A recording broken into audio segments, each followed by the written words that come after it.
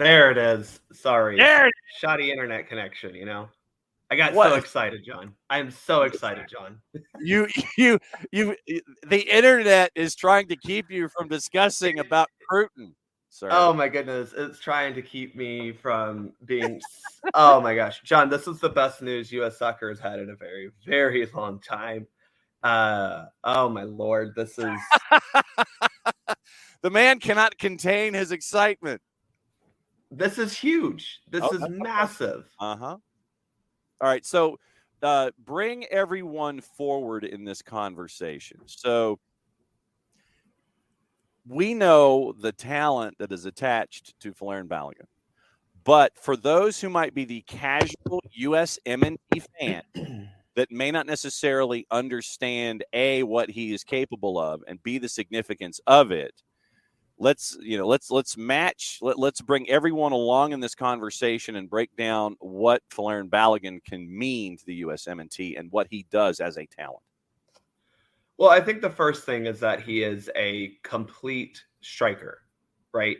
He is able to play the ball with his feet, play the ball with his head, play off players running onto him, play out on his own right. He connects. He can finish on his own. He is so complete and rounded in the way that he plays that position, which is perfect for the modern game of football that we're trying to play, Mm-hmm. That is the first thing, right? I think the other thing too is that he is, in my opinion, already multiple steps ahead of any other striker we have in our pool in terms of development and professional experience, professional success. He's still only 21, Yeah. But he just feels light years ahead of any other striker we have in our pool. And that's kind of where I think the biggest plus comes from this recruiting is he is already multiple steps ahead in his own progression and his own development than Josh Sargent, Ricardo Pepi, Haji Wright, those guys. And the reason that I wanted, because Forecart was wondering who Folarin Balogun is. Kefsi is trying to come up with comparisons like maybe a Josie Altidore in his prime. Are there accurate comparisons? No, I don't think it's a Josie thing. Josie was slightly different, but yeah, I mean, the idea that he can do a lot of things on and off the ball is very similar to Josie. Mm-hmm. He's just crisper, cleaner than Josie ever was. I think that's the biggest thing. So, I mean, this has been, I guess we can go back to 3GB as a part of this discussion here, where Greg Berhalter made it a point to chase after dual nationals. And it was something that was not active in the previous processes with the USMNT manager. It's just like, okay, here's who we have. Our walls are shut. We're not going over any borders. Whoever's whatever's US, whoever is North Dakota to Texas and Seattle to Key West and Augusta, Maine to San Diego. That's it. That's who we are. But with Greg Berhalter decided, much like college football, Bart, always be BC Cruton. And you see those dual nationals, and it's like, hey, look, you want a chance to play and represent a country that you have a tie to. Here's that chance. And this is another one of these instances where you're bringing in somebody who is talented as all ish, and you're bringing him back to be a part of things with the USMNT. And it's something that only recently I think that folks are grasping. It's like, look, you can do this. You can bring in folks. You can actively recruit to improve your stead because of ties. And you're getting elements like Folarin Balogun to be a part of this next wave, especially once again. We sit there and we have 26 as this big banner that's attached to this country, to this hemisphere. And what a better way to continue to promote this than to bring in talented individuals who are dual nationals and sit there and say, hey, look, we know this is big. Let's go chase after big dogs. And they're doing that, and they've done that since only really Greg Berhalter. Well, yeah, I mean, I think the U.S. has always been a team that's needed dual nationals because of the stunted timeline of soccer development in this country, right? Right. I mean, we've had dual nationals play for this national team for as long as I can remember watching. But I think the concerted effort to go recruit started under Klinsmann and did ramp up under Berhalter. Right. Targeted recruiting, because before then it was, oh yeah, I have a U.S. passport or I have U.S. ties. I want to come play for you. Now it's become a lot more targeted. And we're luckily at a point in our development where a guy like Balogun significantly improves our national team. Mm-hmm. But we don't need a national team made up of these guys who just have a mom or a grandfather who happens to be American. We're able to develop players on our own, but getting a guy like this, I mean, even the backup striker, Ricardo Pepi, is a perfect example of sometimes you do have to go recruit that guy because you just know that they make you so much better. And I mean, look, it's been a couple of months of not fantastic news coming from the U.S. soccer men's side of things, from the end of the World Cup till Matt Crocker got hired. And even then that was kind of just okay, thank God we can move forward type of news. Right, about time. This is unmitigated joyful news. So Coco brings up the question, and maybe you can help in this, or at least come up with the ideas. Coco, so if you don't have an official manager, is the substitute teacher a part of the recruiting? Who is Del McGee in this process, sir? Who is being? I mean, it's been Anthony Hudson. I think. I mean, I think that's the best answer. Is it's Anthony Hudson. I do think that there's been some level of JT Batson's involvement, but as far as we know, it's still Anthony Hudson. I mean, he has continued anyway the efforts that Berhalter started. I mean, Anthony was the only U.S. men's soccer dude out there who could have these connections. I mean, we had the U20 and U17 coaches who, I don't know if they were a part of this at all, especially U17 coach was busy winning, playing a CONCACAF championship, and the U20 coach, Mikey Varas, is focused on that group and the World Cup they have that starts Saturday. So it's been Anthony Hudson. Probably with a little help of JT Batson and Cindy Parlow-Cohen from above, but it's been Anthony Hudson. But also, and I think maybe more importantly, it's been the players. I think that's something that is markedly different in these recruitings that we've seen from Greg Berhalter since he started. Is Greg has recruited them in the way that he's kept constant communication, the same that he has done with. He had done with a lot of the players in the pool. But it's been the players who have really recruited each other, if you will, because they're the best sell for the program that exists right now. Forecard, you're thinking too narrow there, man. He's lifting a CONCACAF Nations League trophy after smacking Mexico and Canada back to back. That's what's happening this summer. That happens next month.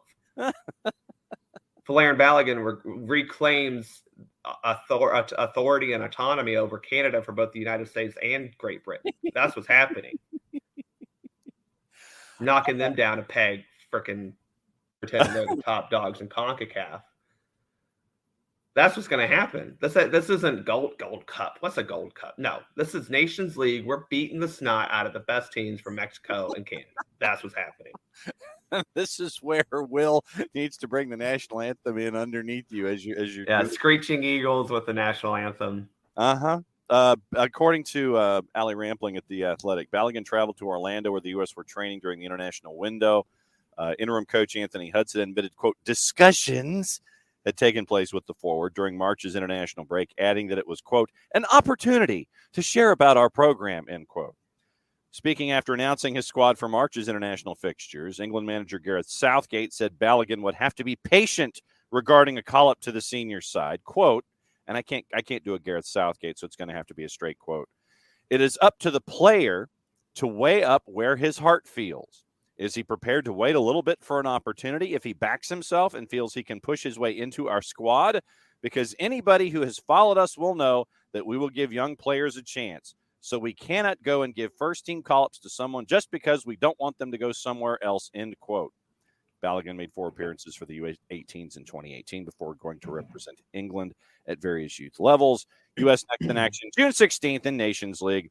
Gold Cup is between the 24th and July 16th. So, yeah, the Allie Rampling at The Athletic says it was conversations with Anthony Hudson. Anthony Hudson had him tour the house. And it's like, what do you think about this foyer, Folarin Balogun? Well, how would you like to? This is the tour of the house. So what do you think of the house? And Folarin Balogun's like, I'll buy it. So Anthony Hudson apparently was the lead real estate agent here, and love it or list it for Folarin Balogun. It's credit to Anthony Hudson for selling the program, and again, credit to guys like Pulisic and McKinney and others who told him, like, yeah, this is worth a place worth being. Mm-hmm. Because I think that means more than just the coach, especially an interim coach. I mean, right. I think Hudson is still able to explain the vision of the program because it won't change. I mean, I think that's something that people need to realize. The vision of the program is going to be the same from when Berhalter was here to now with Hudson, and even after Hudson. The goal is to play modern, progressive soccer and go win a World Cup in 2026. That's still the overall goal, right? Right. Balogun wants to be part of that. You know, he doesn't want to be part of an England team that doesn't value him. I think that's the biggest thing. As Hudson showed that he could be valued here, the players showed that they would value his presence here, and that ultimately is probably what wins it for these guys. You know, I mean, how did Georgia recruit, what's his name, the quarterback they just got, even though Kirby Smart has no idea how to coach an athletic dual threat quarterback. Dylan Raiola, yeah. Raiola, thank you. You know, Kirby still got him. I mean, he'll be in the transfer portal after a year, but, you know, it's still a matter of showing them that they can be valued here and that they can belong here. And Hudson was able to do that clearly, very clearly. All right, so then if you are the lead recruiter for the USMNT, if you are some combination of Hudson, Batson, and whomever else you want to put into that law firm, are there any other dual nationals right now whose lives are hanging in the sporting balance that you would sit there and go get that guy now? Well, I think the one that everyone has kind of talked about was Tim Tillman, who, as far as I know, has already completed that switch. He did that earlier this month. That doesn't mean I think he'll be necessarily called up to the Nations League. I'm curious how that goes because it's going to be tough for Tillman to break into that first choice midfield. That also depends on who's healthy and not. But I think Tillman's the next guy that you try to integrate because you already have Malik, his younger brother, who hasn't necessarily proved to be like the most dynamic player for the U.S., but he's also very young and has only had a couple of appearances. So I think that will be the next guy that you see come in that's a dual national. But, you know, again, that may have a lot more to do with the fact that the players are recruiting him. Malik, his younger brother, is recruiting him. I'm sure Kellen Acosta, who he plays next to every single week at LA, has told him about the good things that he can accomplish with the U.S. And those things matter, especially for a guy who really didn't have another national team choice. I know Germany is technically his other one, but let's be a little realistic here. All right, so then let's take this to its next step. If you're filling out a lineup card, what is your lineup card now with the Folarin Balogun up top? In perfect world of perfect worlds, everybody's healthy. You're not worried about niggles or knocks or anything like that. Yeah. What is your lineup now with Balogun under the 10? Well, I don't think it's changed much, John. I think it's just you put Balogun as your striker, right? You still have Turner in goal. You still have probably Dest. I'm putting Miles and Chris in the back line, Chris Richards, and then Anthony Robinson on the left. Midfield, the trio of Adams, Musa, McKinney. I don't think that's changed much. Maybe you put Reyna in there, but I don't know if that's necessarily the best way to get the best out of this particular group. We'll see. And then for me, my starting strikers up top are Tim Weah, Christian Pulisic, and then your striker is Folarin Balogun. I mean, that's just where we're at. I don't think this changes much of anything other than he's now your starting striker, especially because apparently Ricardo Pepi just got pulled from a game today before the first half ended because he's hurt.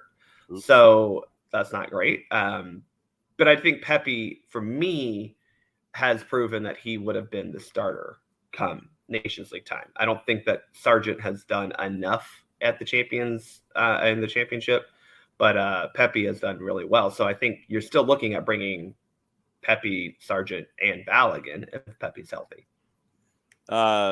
Contributor Niall says that the U.S. lineup is looking scarier now. How much scarier is this lineup with him as a part of this process? Well, let me ask you, John, what do you think the most frustrating part of the World Cup qualifying cycle was? No, seriously, what was the most frustrating part of the World Cup qualifying cycle? Lack of productivity from up top. We weren't scoring goals. We had, Canada outperformed their XG for and against. That was, why they got lucky throughout the entire cycle. That is not a replicable pattern, as we saw what happened to them when they played good teams in the World Cup. They get smacked. Mm-hmm. But the U.S. massively underperformed their XG for and against.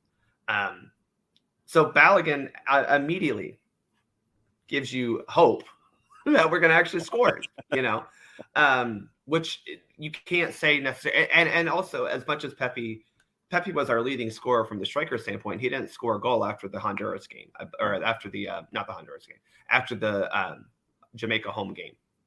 That was October. Yes. So, it's just one of those we've struggled. Now, granted, I think a lot of that had to do with Greg Berhalter not knowing how to coach a team to get a striker to score, which was the problem. The other problem was he insisted that Gyasi Zardes was fit for international competition, which was the most asinine thing I think we can say he did the entire cycle. But Balogun gives you the legitimate, unquestioned, in my opinion, starting striker, which we didn't have. We didn't even have really at the World Cup, right? I think we all knew it was Sargent, but I don't know if he sparked a whole lot of confidence. So that's where this becomes scarier, is who your starting striker is. Just like, in my opinion, who your starting left winger is. Who your starting goalkeeper is. Those things, having known quantities, are good. Mm-hmm. Because everyone knows what that level is they need to beat. Yeah, no doubt. Kefsi with an Arsenal-ish comparison question for Balogun. Kefsi wants to know, is Balogun Henry-like, Aubameyang-like, Giroud-like, or none of the above? I mean, I think if you ask Balogun, he'd say he's most like Thierry Henry, mm-hmm. who he models a lot of his celebrations after. I think he's a little bit more of the Aubameyang type, but I think he's somewhere between Henry and Aubameyang. He's not Giroud. He's not as handsome, which is, the one thing we have to admit. Yes. Your baseline for comparisons. But no, Giroud was a pure finisher in the way that Henry and Aubameyang were able to create more for themselves, and that's kind of where Balogun is. He's still a finisher. Don't get me wrong, but he is able to at least create some on his own. One more question for you before I believe you probably go back into the real world. Yeah, the joy has to subside at some point, and I have to actually do work. Yeah, before you come back in for your Wednesday segment at 10:30. One more question for you from Coco. How do things change on how we view Aronson, Adams, and McKinney if Leeds gets relegated? I don't think you change anything about that, because I think, if anything, Tyler Adams' absence has proven how valuable he was to Leeds. I think so. For that, I don't think that changes anything. We still see him very well. McKinney, I don't know. I think McKinney was at a really good spot for himself at Juve in terms of the level. The team itself, not a good spot. Nick Alifi can rant about that. But I think that the physical, like the actual situation, the team he was a part of, the level he was playing at was pretty good. And so if they get relegated, McKinney won't be there. So that's not a problem. Right. And I don't think Adams will stay. Yeah.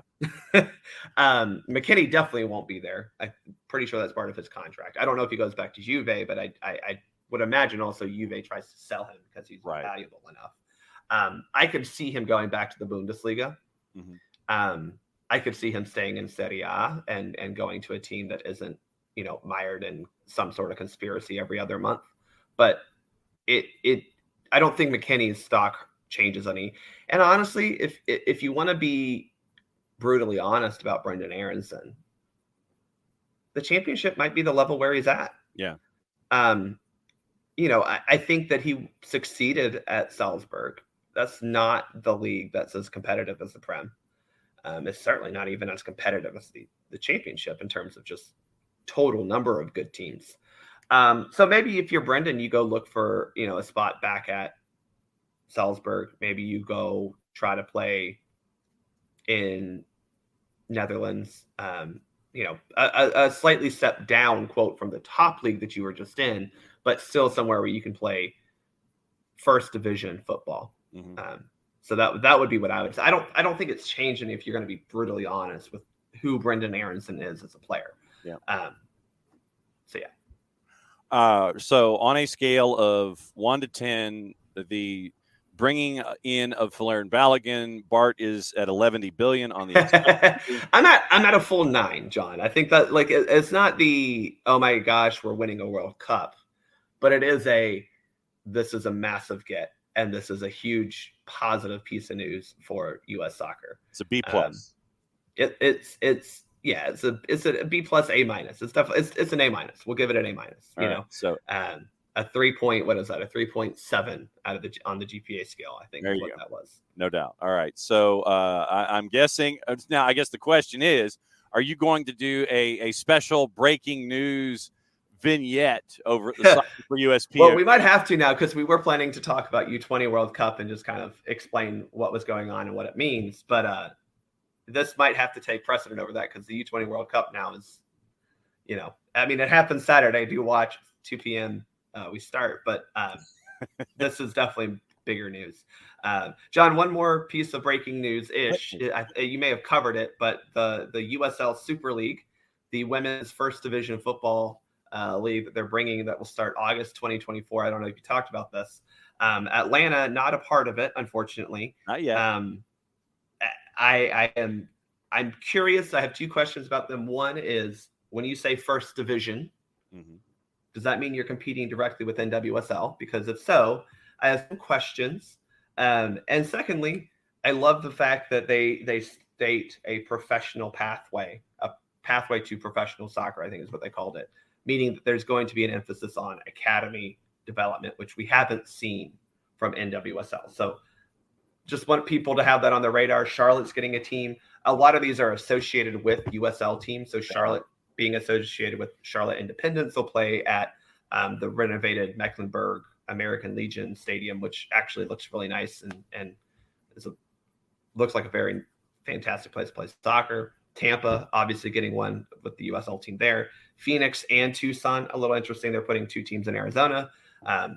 But I think this is a positive. I don't know how you tell me that it's directly competing with NWSL, but I think having a legitimate option that isn't NWSL is good. All right. So two early thoughts on the Super League.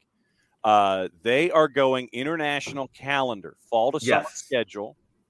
And they are also not going to have a college draft. So that is that. Yeah, which I think if you ask a lot of NWSL fans, the college draft has been if you ask a lot of MLS fans, they probably don't believe that the college draft is all that useful. Well, and I mean, if you think about what the NWSL has done, all you have to do is look at Barcenas, Ricketts, and Thompson. Yeah. And that should be your answer. Yeah. I mean, I'll add Michelle Cooper a little bit to that too, but I mean, she did come out of college, so maybe not quite the same. But yeah, I mean, I think this is emphasizing that academy development structure, in my opinion, where we're not relying on college. Because here's the thing about college. You can go to a trial with any club you want, if you're a good club, you're scouting the college game. There's a lot of talent there. It's just not always ready for professionals, but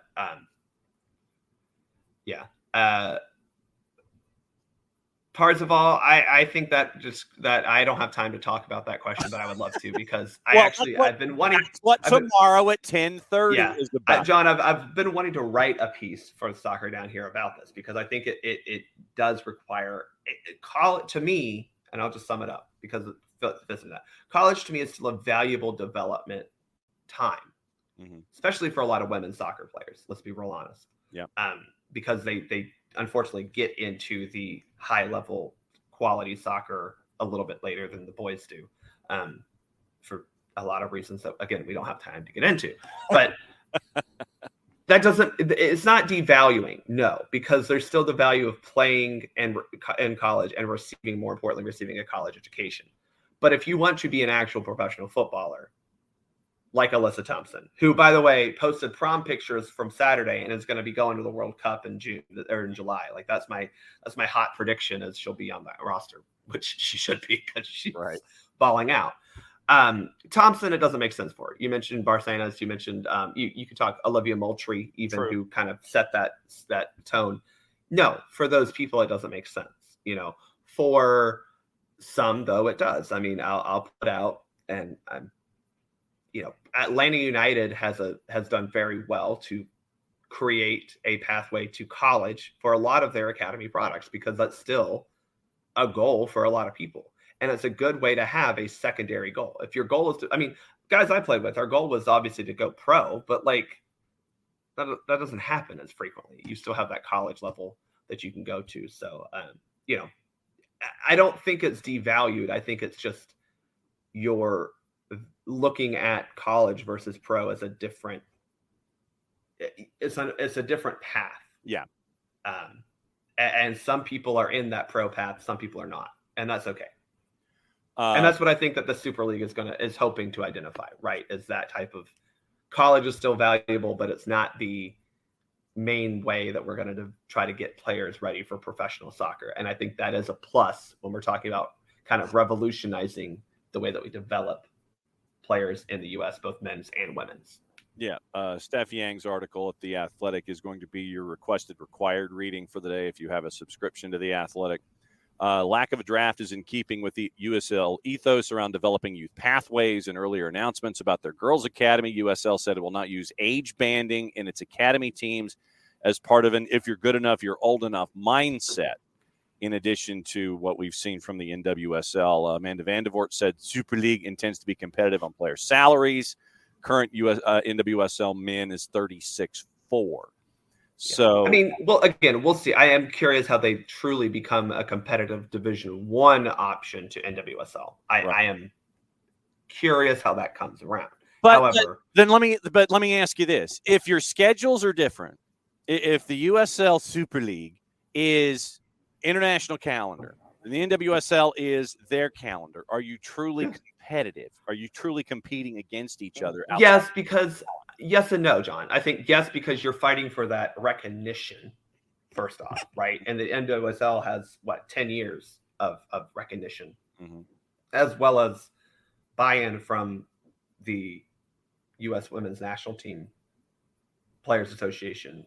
Obviously, we know that relationship between U.S. Soccer and NWSL doesn't exist anymore, but there's still the I don't know, tacit relationship, if you will. Yeah. But I am curious. I think that might be one way that they're able to lure some of those players, is because a lot of those girls do go from NWSL ending and going to half-season contracts in,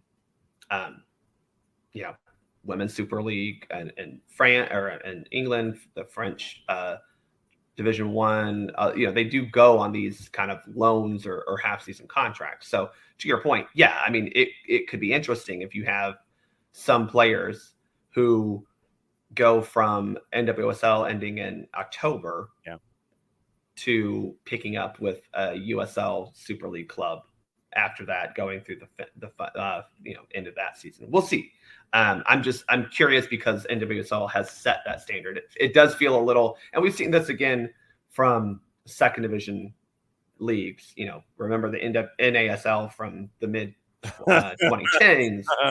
It did not end well. But I think USL Super League, because they have the USLW League. That's kind of where I'm like, okay, you have the W League, which has been the second division for soccer and women's soccer in this country. Yep. This is obviously the division above that. Yep. Is it okay? Will they be okay? Will they still be able to survive if they are not in WSL? Yeah. So we'll get into that. I know the real world intervenes as it always does. Yeah, you're back with us. You're back with us in 24 hours and 45 minutes. Yeah, about that. Yeah, looking at it now. Just wanted to. Thanks, John. This was exciting. This is like, again, the first time we've had legitimately just unbridled joy when it comes to the U.S. men's soccer team in a while, and really U.S. women's soccer team, because they've been a little bit painful to talk about. Yeah, true. But Bart, the format of this show, when there is exactly, there's nothing wrong with jumping in to talk about it, because of the mere fact that it is, then you got to talk about it. And so there's absolutely nothing wrong with coming in and crashing a show and taking the rundown and throwing it in the toilet. That's the beauty of a morning show, is that it comes in, you've got breaking news, you talk about breaking news. So I will see you tomorrow morning at 10:30 for your normal slot. We can continue to talk about Parzival's question about getting to a point about devaluing college and going pro and all the other things and the fallout and all that other kind of stuff. So get out of here, go to work, and don't get fired. Thanks, John. Thanks, everyone. Enjoy the fun. Happy Folarin Balogun Day for all. Happy Folarin Balogun Day to all who celebrate. For those who celebrate, get out of here.